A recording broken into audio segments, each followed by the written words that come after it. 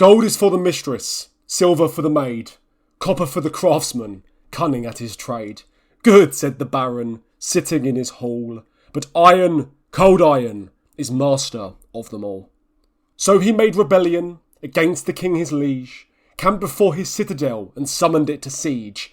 Nay, said the cannoneer on the castle wall, but iron, cold iron, shall be master of you all. Woe for the Baron and his knights so strong, when the cruel cannonballs laid them all along.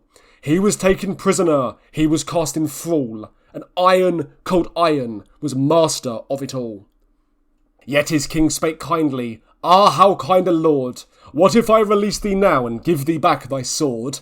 Nay, said the Baron, mock not at my fall, for iron, cold iron, is master of men all. Tears are for the craven, prayers are for the clown, halters for the silly neck that cannot keep a crown. As my loss is grievous, so my hope is small, for iron, cold iron, must be master of men all. Yet his king made answer, Few such kings there be. Here is bread and here is wine, sit and sup with me. Eat and drink in Mary's name, the whiles I do recall. Now iron, cold iron, can be master of men all. He took the wine and blessed it, he blessed and brake the bread. With his own hands he served them, and presently he said, See, these hands have pierced, with nails outside my city wall. Show iron, cold iron, to be master of men all. Wounds are for the desperate, blows are for the strong, balm and oil for weary hearts all cut and bruised with wrong. I forgive thy treason, I redeem thy fall, for iron, cold iron must be master of men all. Crowns are for the valiant, sceptres for the bold, thrones and powers for mighty men who dare to take and hold. Nay, said the Baron, kneeling in his hall, but iron, cold iron, is master of men all. Iron out of Calvary is master of men all.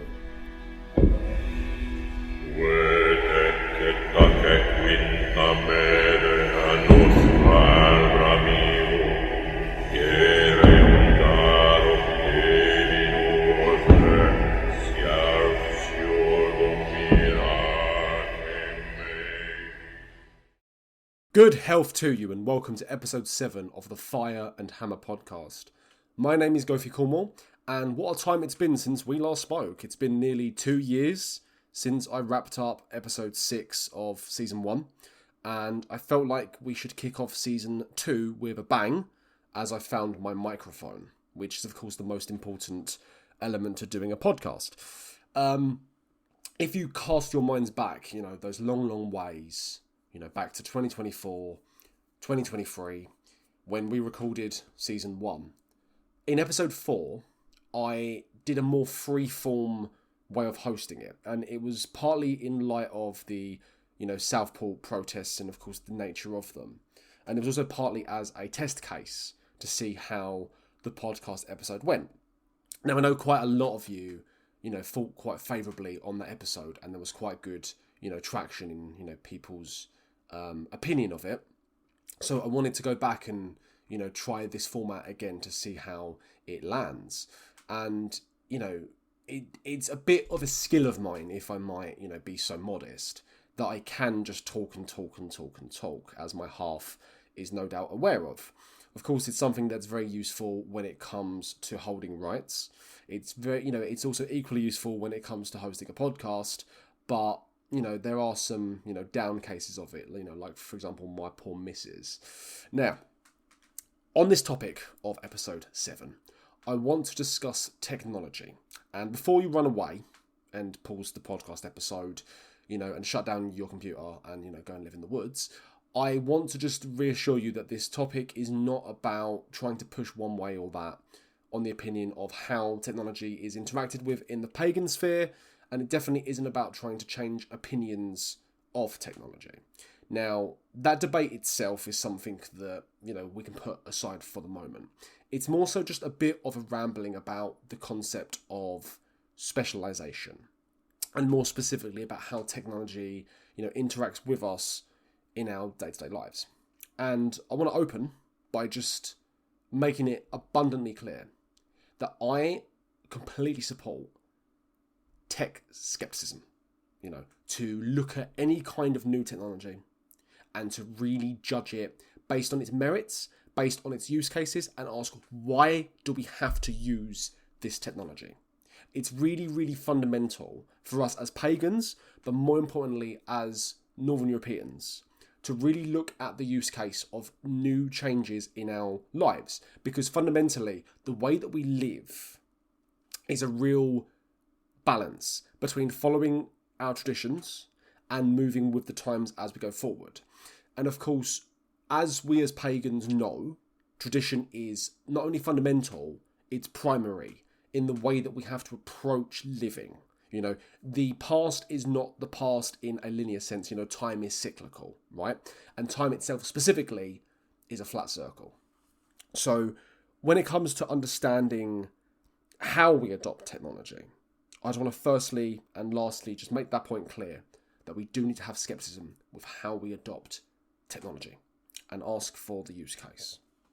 However, our first order of business is to discuss, most importantly, how much the British government are currently cocking up tech law. And because this is something that's really been biting my ass for a while. Now, as I'm sure you know, the Tory government were responsible for proposing a social media ban under the time of Sunak. And the idea of this ban was effectively to ensure that anybody who is under the age of 16 can't access most major social media platforms. Now, that is, of course, obscene, and it's something which is of a concern to anybody who understands the way that the state will try to gain control, not by pushing, these ideas as forefronts, not by stating flat out we are grabbing power. They do it in a way that's quite sinister, and it's by creating laws that target the safety of children online, or they target laws that are used to target this group or that group as a way to try to tap into people's fears, right? And there's quite a good sketch from many years ago. I think it's a George Carlin sketch, to always be always be wary of whenever any government tries to pass a law that is called the Save the Puppies Act, because those are always the most sinister laws going, because they're always some really surface level shit for most of it, and then right at the bottom it's, we now have the power to search your phones, we now have the power to go through your personal belongings with no suspicion of crime or wrongdoing. So when it comes to a social media ban, while it should be considered a war crime to have to view the opinions of 14-year-olds online, it's still something that we need to be concerned about, because the state shouldn't be involved to this level of our lives, where they're able to step in and effectively suppress what people can and cannot do online. And especially in the case of children, the fundamental is this. In a pagan, moral-centered religion, in any kind of background that has paganism or pagan morals at the heart of it, the clan is the fundamental structure that is all that really matters in the day-to-day life of a pagan, right? It matters in many cases more than a nation.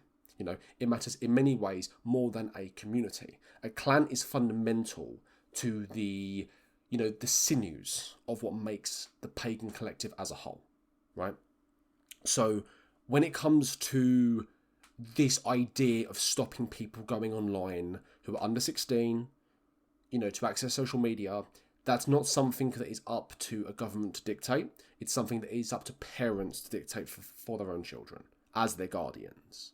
And UK law and much of Western law already backs this idea that parents are supreme in the well-being of their children, hence why the term guardian exists.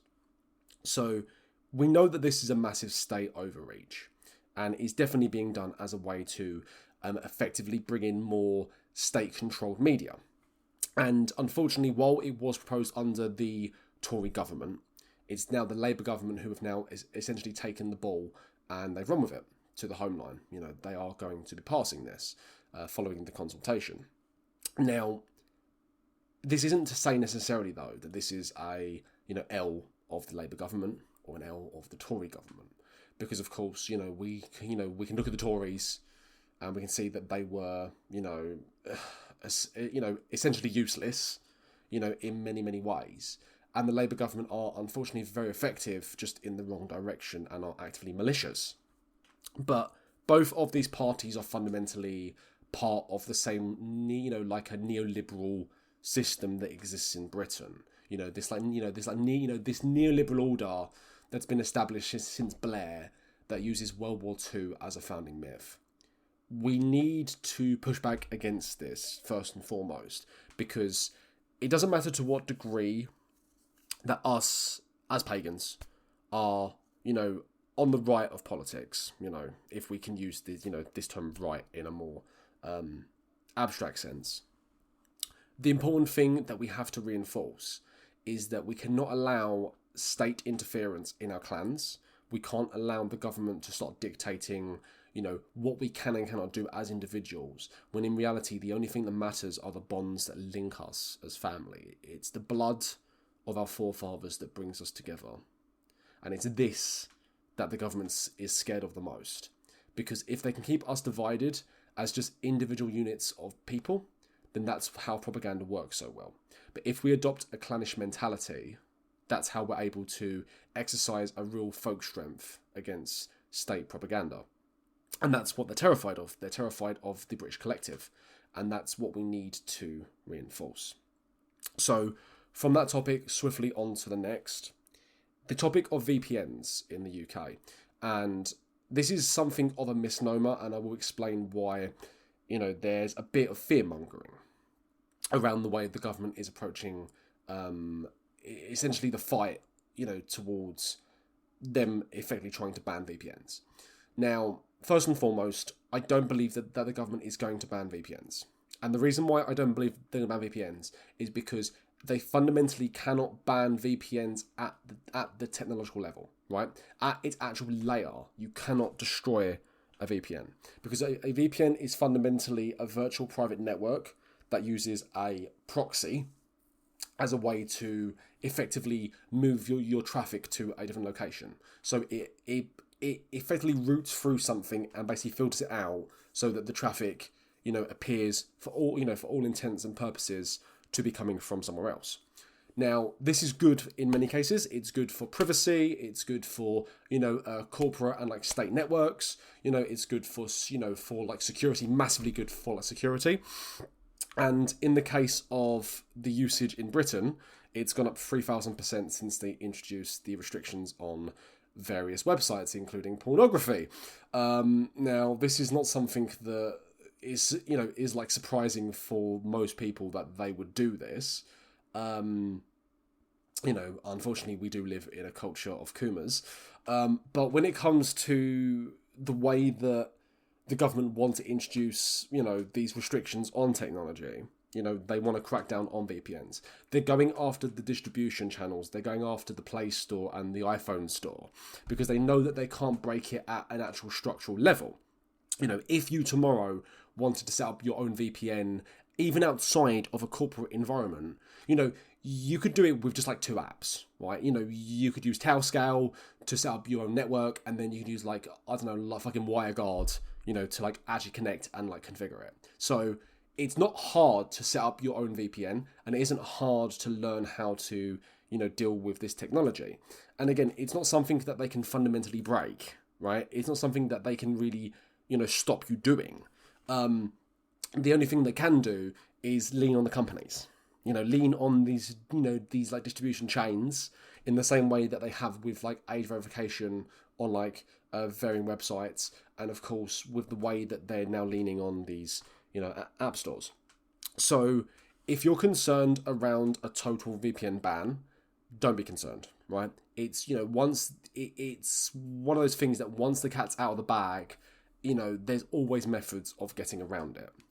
And even if you yourself are not into technology, if you're not someone who is able to configure these things, I'm sure that there's someone in your life who knows how to do so and likely will do. So, and then on to the topic of the rumours around a state VPN, right? This has been a big concern as well, that the government is going to bring in a brand new VPN. I want to tell you all, just straightforward as a folk, that's not going to happen. And the reason why it won't happen is for the simple fundamental concept that the state knows it's far easier to stop people doing things, to add a restriction here and there on this website or that website, or to require you to, not access this site because it's blocked, than it is to make you actively do something, right? And one of the big examples of this recently is for the last year to 2 years, the government has been trying to drag business owners in the UK into signing up for Gov.UK1, which is effectively a government login, right? Like a unified government platform to sign into, and it's a bit of a precursor of this concept of digital ID, which we will get onto later. And they've had real problems with adoption because people, don't really feel the need to, go and, do things. Even if they're being coerced to, people really drag their feet with wanting to change, and that's a good thing. People should always have, as I said, a healthy skepticism of technology. But the government knows that when it comes to adoption, people would not jump on the bandwagon of a state VPN. And it would be very, very hard for them to do it because fundamentally, nobody wants to have a VPN that they not only are coerced to use, but that has a very significant security backdoor in the fact that obviously any state VPN is going to have the government looking at you, right? You are private to anybody online, in theory, but the government can still see you. The state can still see who you are. So what is the point of even having that fucking VPN if your concern is security and privacy? And of course, the fact remains is that if you are using a VPN, the state is largely the thing that you probably want to hide from, right? Now, onto the concept of digital ID. And actually, before I go there, one last thing. If you see anything around an app called United VPN, that's not a state VPN. It's a privately owned company. It's existed for far longer than this bill has. Don't be concerned by that. It's just typical fucking misinformation. Just ignore it. It's not a state VPN. If they ever do roll out a VPN, again, watch my words, you'll see that they'll have massive problems with adoption, and they'd be stupid to do that, right? I don't agree with what they're doing at all, but the avenue of going after the Play Store, the iPhone Store, these channels of distribution, this is classic how you effectively stop people doing stuff, right? Because the average person isn't aware of how to install apps that aren't on the Play Store. And when I say the average person, I don't mean you, because again, I know that, despite the, very healthy concern around tech, a lot of pagans are quite tech savvy. And of course, quite a few of you that I've met are extremely tech savvy. So, but the average person, the average man on the street, isn't aware of what a APK is, right? Anyway, on to the topic of digital ID. The government is definitely going to proceed with that. Again, the whole Brit Pass thing is, definitely something that's in the works. And that is of extreme concern. And it's of concern because we as Brits fundamentally don't do that. We don't have this, this culture of needing ID, right?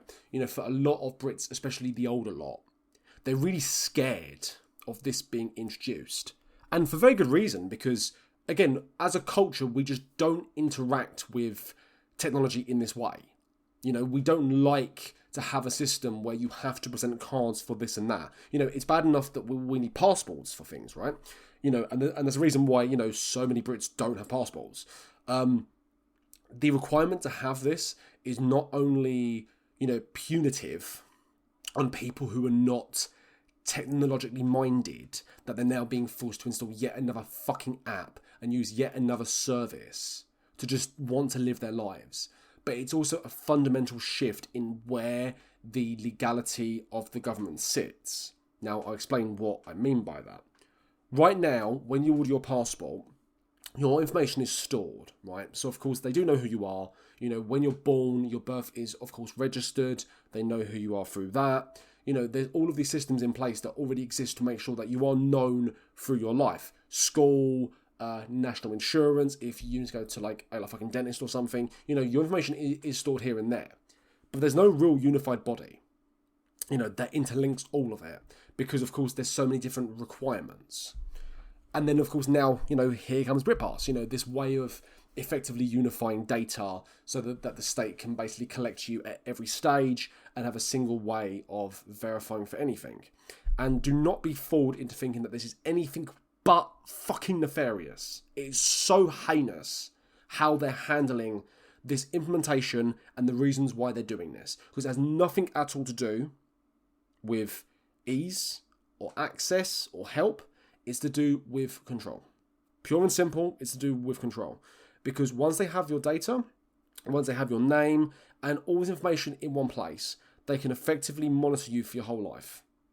From behind the scenes, and each time you are forced to use that card for this service or that service, they will have you by the balls.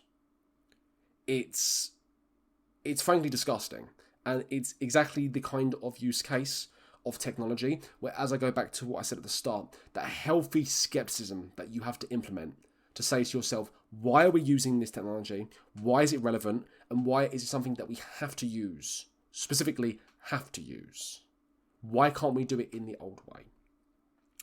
Any new adoption of technology, anything that is brand new, that is, forward, that is able to be used in a healthy way, always has a hybridization period, right? There's always a period where there are two things that are used. A good example being when money went digital, right?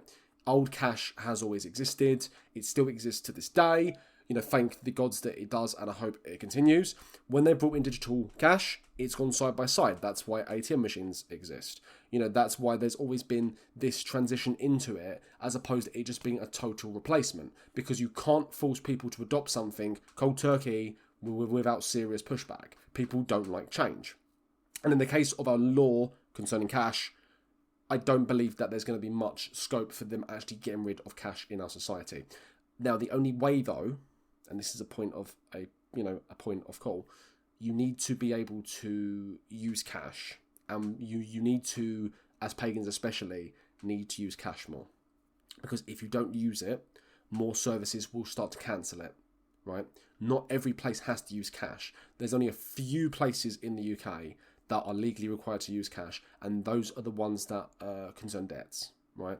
Like, for example, petrol stations, right?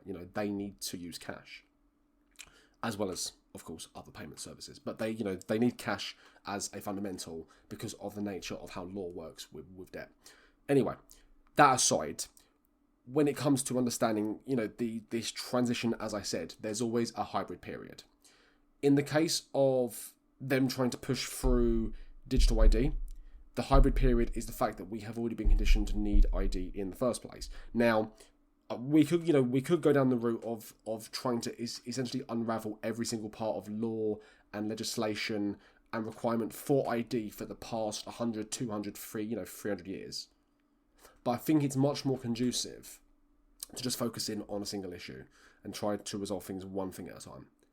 Because that's the way that you eat an elephant sandwich, right? It's one bite at a time. When it comes to trying to reverse digital ID, pure and simple, don't adopt it. And that's the unfortunate truth, is you just cannot adopt it. If you are concerned about it, write to as many MPs as you can, especially your own in your local area, and express your concern repeatedly about it. You need to write to them. You need to attend or write to any consultation that takes place to put your feedback in, so that you can express your views in that regard. You need to highlight it as much as possible. If there are people who are highlighting it and they are running, their own businesses, then you need to fund them as well, right? You need to put your money where your mouth is. And of course, only ever put as much as you can afford. Don't ever plunge your family into a financial hardship, trying to save the West, right? But you need to put your money where your mouth is and put your support where it's needed. Because right now, we are up against it quite badly on the dissident right. And especially as believers of our faith, we are definitely up against it more so in the current climate of how religious warfare is happening, to use that term somewhat loosely. So the fundamental is just don't adopt it. Now, when it comes to understanding these different topics, digital ID, VPNs, the social media ban.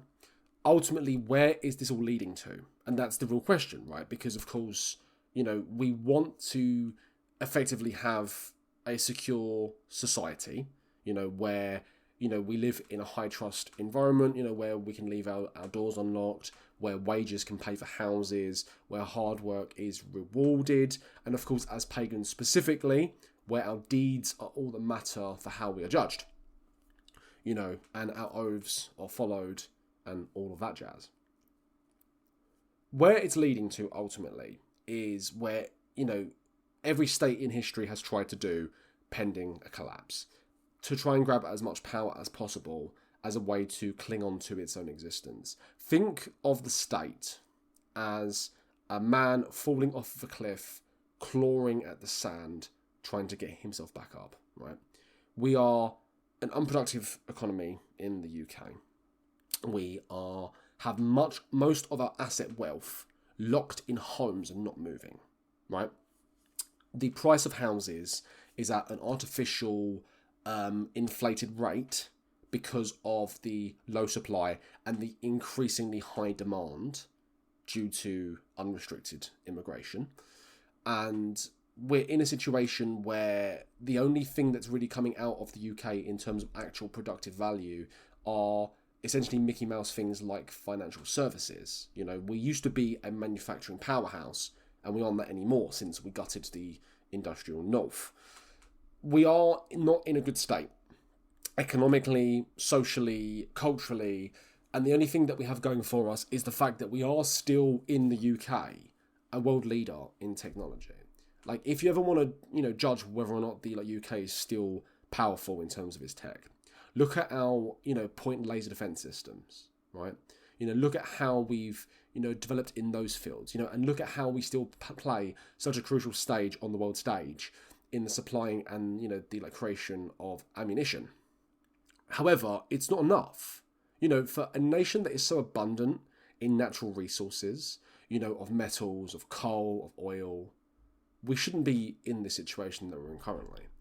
And it's not a case of blaming technology for the state that we're in, because the thing is, our adoption of technology at the breakneck pace that we've been going at, where it's effectively been outstripping culture, and it's at a stage where the government and the people in the House of Commons, in the House of Lords, understand technology probably about as well as my 7-year-old does, and even that is probably, doing a bad injustice to my 7-year-old. They don't understand how the tech works because of how recent it's being developed, and the fact that many of them are of an age where they just don't get it, right? Everyone's got a grandparent who isn't great with phones, or maybe you yourself are a grandparent who isn't good with phones. When you outpace culture at this kind of speed, it's no wonder that they don't get it. So I don't blame our statesmen for not understanding technology, right? And again, as I said earlier on, specialization is very important. It's key to have, specialization in any field. And in the case of technology, more so, for how, oversaturated it is in the current market, for how many people, have an opinion on, technology, just stop for a moment and just, listen to people who have worked in the industry, or people who have, a real field in it, right? Because technology isn't something, that is separate from any other medium. We listen to carpenters about wood, as we should do. We listen to law, like us solicitors about law, for better or for worse. But ultimately, all of these things are listening to people who have genuine, specialization. And this is something, that I highlighted in the pagan ethic of not knowing, is that it isn't about being ignorant that is a pagan virtue. It's about being ignorant of things that you don't have experience in, and essentially, relying on the community of those who have these specialized roles to fill in these gaps, right? Because it's better to have somebody, to have someone who has mastery over a topic and listen to their opinion on it than it is to listen to somebody who has no idea, right? and this is a really fundamental point. So, take it from me, when it comes to the way that tech's been implemented, always be skeptical of new adoption. Always be concerned whenever you're being told to adopt a new technology.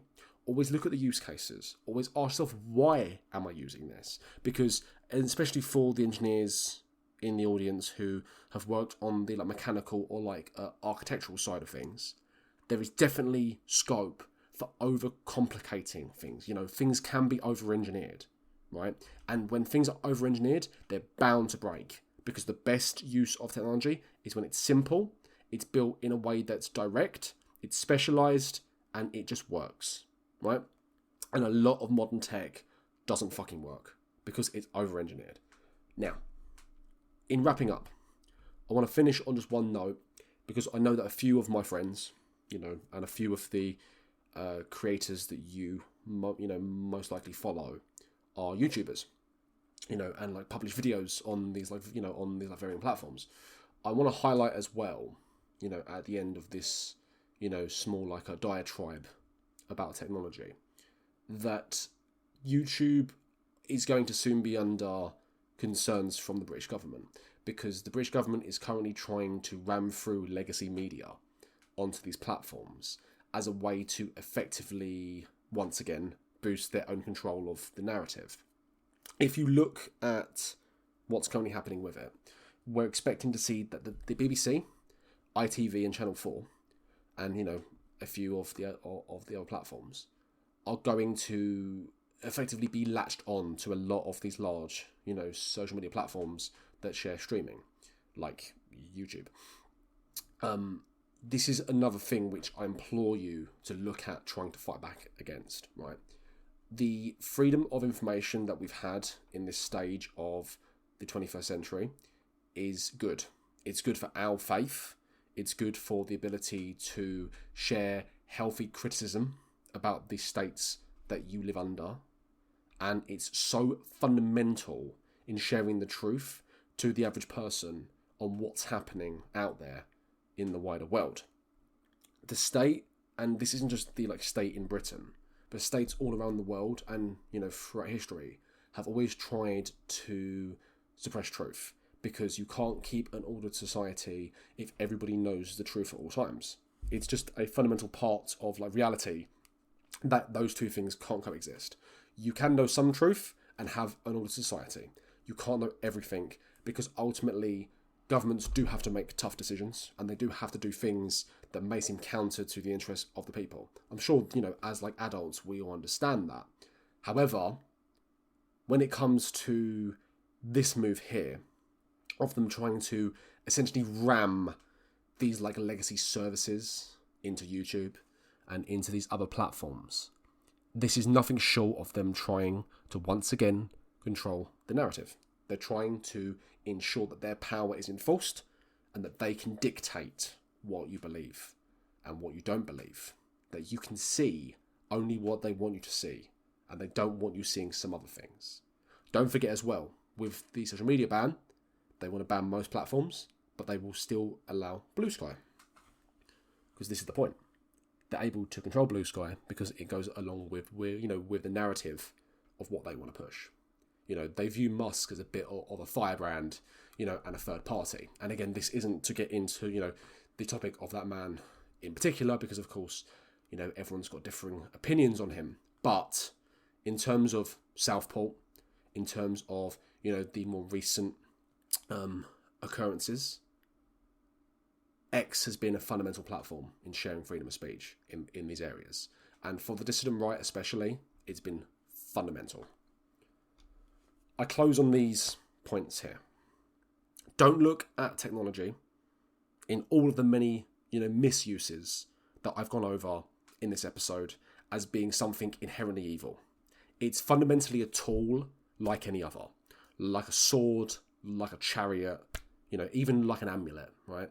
It can have its own speed, its own beauty, and its own power. In the hands of evil people, it will do evil things. And in the hands of the righteous, it will be used as a tool of righteousness. You need to understand that technology is fundamentally something that if it's in your own hands, you're able to do good with it. And that if you don't move with the times of how technology moves you when it comes to warfare, you know, on a spiritual level, on a social level, you will fundamentally lose. That's just the way life is. That's the reason why Africa was colonized. That's the reason why so many empires have risen and fallen. Because it's the march of time and of power. And the only thing that can manifest power is our use of technology. But, and this is a big but, technology is not enough to build a community and to hold people together.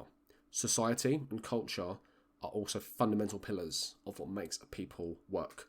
Technology is just a tool that can be used to manifest that. It's the vector of how you can express your society and your culture and ensure that on a global stage you're respected and you're feared and you have power.